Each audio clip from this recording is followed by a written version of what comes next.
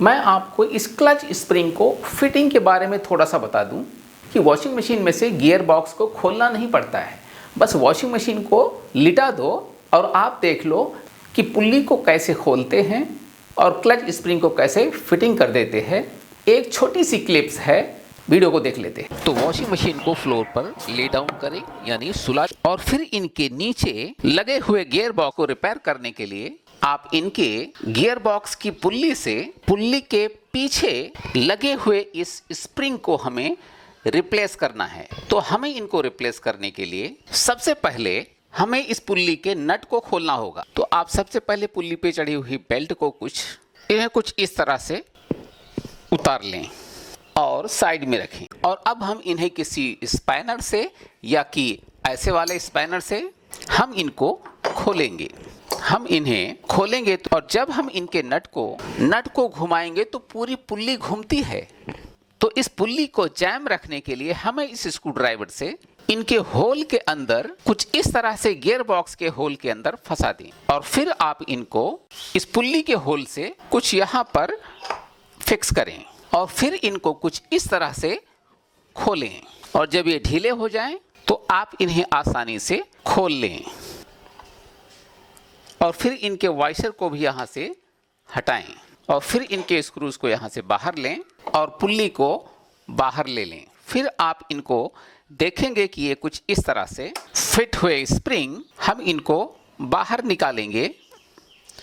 जिनको देखेंगे इनके प्लास्टिक गियर दो पार्ट में होते हैं और हमें इनके स्प्रिंग को कुछ इस तरह से ऐसा घुमा करके इनको ढीला करके ऐसा निकालना होगा, बाहर लेना होगा इस तरह से, जिनको हमें रिप्लेस करना है। इस स्प्रिंग के लास्ट वाले हिस्से को थोड़ा सा यूं ये करें और ये कुछ इस तरह से इन्हें बाहर ले सकते हैं और फिर आप इन्हें इनमें से कुछ इस तरह से बाहर निकालें और इन्हें साइड में रखें और फिर इनके इस नए वाले स्प्रिंग को हमें रिप्लेस करना है। ये बिल्कुल सेम टू सेम होने चाहिए,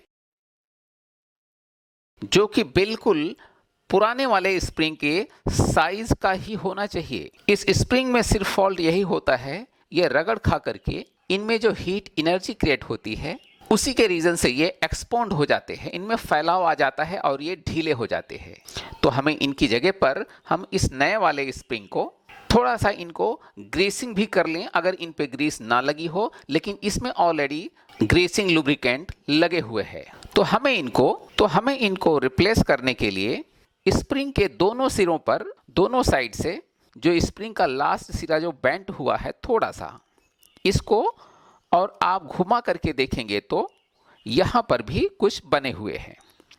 ऐसे ही आप इनको ऐसे या कि ऐसे किसी भी पोजीशन में फिट कर सकते हैं। और इस क्लच स्प्रिंग को अगर आप ऑनलाइन परचेस करना चाहते हैं, खरीदना चाहते हैं, आप हमारे वीडियो के डिस्क्रिप्शन लिंक्स में देखें, आप वहां से ऑनलाइन इन्हें परचेस कर सकते हैं और या कि हमारी वेबसाइट repair24h.com पे भी विजिट करके वहां से भी इनको परचेस करने के लिंक्स निकाल सकते हैं। हमने उन स्पेयर पार्ट सेलर को मेंशन किया हुआ है। तो हम इन्हें इस स्प्रिंग गियर केसिंग के ये वाले पॉइंट पे जहां पर होल बने हुए हैं, तो हमें इस स्प्रिंग के ये वाले बिट बिल्कुल इन्हीं होल के अंदर इन्हें हमें सेट करना है कुछ इस तरह से। अब हमें इनके ये वाले पॉइंट को दूसरे वाले स्प्रिंग गियर केसिंग के ये वाले होल के अंदर हमें इनको फिटिंग कर देना है कुछ इस तरह से। अब ये कुछ इस तरह से फिटिंग हो चुके हैं।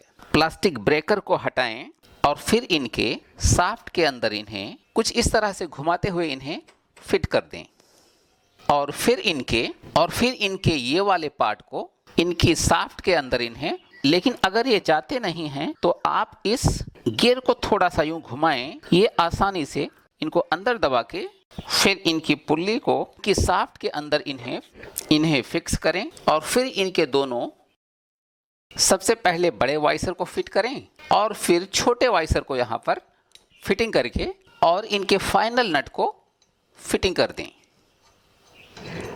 और फिर बिल्कुल वैसे ही इनके स्क्रू ड्राइवर को फंसा के और इस नट प्रॉपर टाइट कर दें और फिर इनकी बेल्ट को इनको सबसे पहले मोटर पे चढ़ाकर इनके गियर बॉक्स पुली के ऊपर इस तरह से चढ़ा दें। अब ये रेडी हो चुके हैं और फिर अब वॉशिंग मशीन को सीधा करें। इनके पावर को ऑन करके स्पिनिंग टाइम सेलेक्ट करें और स्टार्ट बटन को प्रेस करके देखें। अब इस वॉशिंग मशीन में गियर बॉक्स और पल्सेटर के स्पीड सेम होंगे। बिल्कुल गियर बॉक्स और पल्सेटर साथ में चलेंगे और ना ही कपड़े आपस में लिपटेंगे और ना ही वो गोल गोल सा गट्ठर बनेंगे। No shaking, no vibration and successfully spinning होंगे।